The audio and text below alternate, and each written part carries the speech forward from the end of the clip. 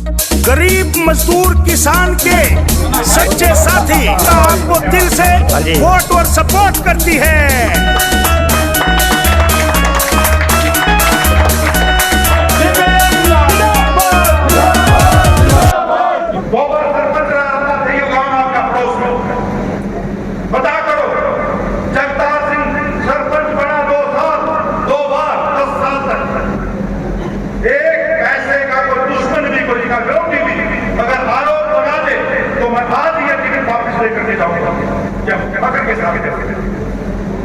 हमारे साथी जिला परिषद मेंबर है, एक पार्टी का हमारा साथी, जिन्होंने अपनी जब भी जनता ने कोई जिम्मेवारी दी है उनके साथ खड़े दिखाए। ये मौका इसलिए दूसरा नारा है, वामपंथ के प्रतिनिधियों को विधानसभा भेजो, और तीसरा नारा है, एक धर्मनिरपेक्ष वैकल्पिक सरकार बनाओ। इसके लिए जरूरी जितनी भी धर्मनिरपेक्ष ताकतें हैं जो देश के स्तर के ऊपर इंडिया गठबंधन बना, ऐसे ही हरियाणा के अंदर भी मिलकर के चुनाव लड़ा जाए ताकि ज्यादा से ज्यादा बीजेपी को हराया जाए। उसके लिए बातचीत चल रही है।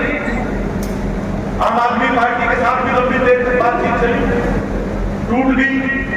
हम उम्मीद करते हैं कि शायद दोबारा से सद्बुद्धि आए, कांग्रेस को भी, आम पार्टी के नेताओं को भी। पहला, अगर वास्तव में बीजेपी को हराने के प्रति अगर कांग्रेस और आप पार्टी गंभीर है तो एक आध सीट कम ज्यादा को कोई फर्क नहीं पड़ता, उनको समझौता करना चाहिए। एकता में बल है, एकता करके चलनी चाहिए। हमने भी 3 सीटों को दावा किया, आश्वासन है कि हम आपको जरूर देंगे, लेकिन अभी तक घोषणा नहीं हुई। मैं आपके बीच में कहने के लिए आया, हमने फार्म भरे, भिवानी भर के आए, जीत भर के आए, जगह जगह भरे, लेकिन समझौते को हम सर माथे लगाएंगे। एकता अगर बनती है, अगर कांग्रेस पार्टी के सद्बुद्धि आती है, वो साथ मिलकर के अगर चलते हैं तो ये ही पार्टी है, और पार्टियों की तरह नहीं है जिसको टिकट मिल गई वो तो जय कांग्रेस बोलता है अब तक, और जिसको टिकट नहीं मिली वो एक मुर्दाबाद के नारे लगाने लगता, बाकी हो जाता है। समझौते में जो फैसला होगा वो सर्वाधिक होगा, और जिस चीज पर फैसला जिन सीटों पर होगा उसके ऊपर चुनाव लड़ेंगे। लेकिन अगर ये नहीं होता तो हमारी तैयारी है, और आप सबसे मैं ये विश्वास लेना चाहता हूं, अगर कांग्रेस पार्टी ये तालमेल नहीं करती है तो हमारा फैसला है कि सीपीआई के साथ मिलकर ज्यादा सीटें नहीं लड़ेंगे, चुनिंदा लड़ेंगे, क्योंकि हमारी पहली मुख्य जिम्मेवारी है बीजेपी को हराओ। तो बीजेपी विरोधी वोट ना टूटे, हम खड़ी कर सकते हैं 90 की 90 सीट तो हम ही खड़ी कर सकते हैं, आपकी तरह या हम नहीं कर सकते, लेकिन गिनती की चंद सीटें सीपीआई सीपीएम मिलकर के लड़ेंगे, और बाकी जगहों के ऊपर बीजेपी को हराने के लिए काम करेंगे। और उन सीटों पर आप सब मिलकर के, मुझे पूरा भरोसा है कि हम पूरी तन मन धन से मिलकर के लड़ाई लड़ेंगे, और वामपंथ के प्रतिनिधि को विधानसभा में भेजेंगे। वो तैयार इस बात के लिए, पूंजीपतियों की पार्टी आज तुम्हारे हल्के का भी देख लिया होगा, जो बना दानवीर पिछड़ा एमएलए जो था, ये कहां से पैसे आए हैं, ये कहां से क्या कर रहे हैं, और ये चौधरी जो बड़े बड़े बड़े थे वो तो मंडी का माल नहीं करते, आए थे कि बीजेपी को किसी भी सूरत में जनता कह रही थी राजनीति में कुछ भी हो सकता है, लेकिन बीजेपी के साथ नहीं जाए। और जब लोगों ने उसको वोट दे दी, 10 एमएलए बन गए, एक आपका बढ़ाने का भी था, तो बिना मांगे समर्थन दे दिया। आज लोगों ने उसको दंडित किया है। वो जो मुख्यमंत्री बना फिरता था, उस मुख्यमंत्री की मां जमानत नहीं बचा पाई, 1% भी वोट नहीं मिला। यही हाल ये पब्लिक वो पहले जजपा में था, जजपा में टूट हुई तो बीजेपी के साथ हो गया, फिर बीजेपी का नहीं लगा तो कांग्रेस के साथ हो गया, कांग्रेस की नहीं मिली तो फिर बीजेपी चला गया। ये का माल है, बिकाऊ है। इनका भरोसा नहीं किया। ये अपने स्वार्थ में काम करते हैं, इनकी जनता से कोई परवाह नहीं है। अब मैं आया हूं जब से नरवाड़ा की साइड से, जहां तक पहुंचने में मुझे पौना घंटा लगना था, मुझे 1.5 घंटे से ज्यादा समय लगा। जहां देखो भी रास्ते बंद, जहां देखो भी रास्ते बंद।